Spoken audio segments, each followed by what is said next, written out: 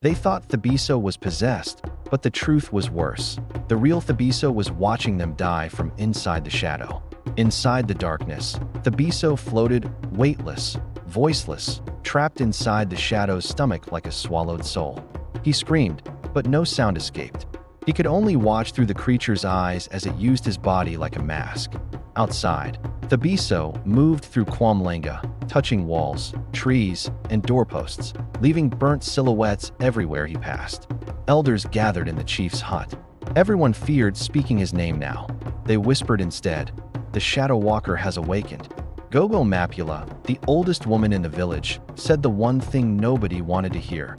"If we kill the body, the shadow will choose another host." They asked her, panicking, "Then how do we save Thabiso?"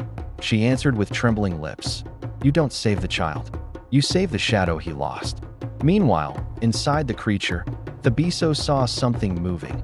A faint outline of his own missing shadow curled up like a child in a corner of the darkness.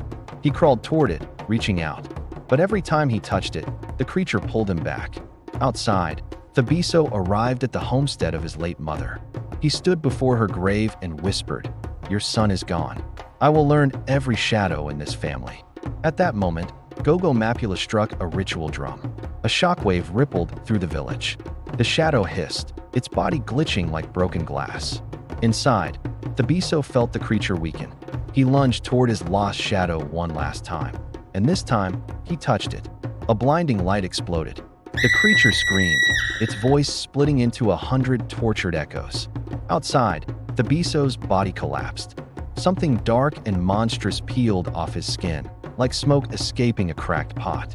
The villagers watched as two forms separated, the Shadow Walker and Thabiso's limp, empty body. Then something impossible happened. Thabiso's real shadow crawled back along the ground and slid under his feet. He gasped and returned to life. But the Shadow Walker wasn't done. It rose, growing taller, wider, filling the entire kraal with darkness. KwaMhlanga shouted, "Do not speak. If it learns your name, you are finished."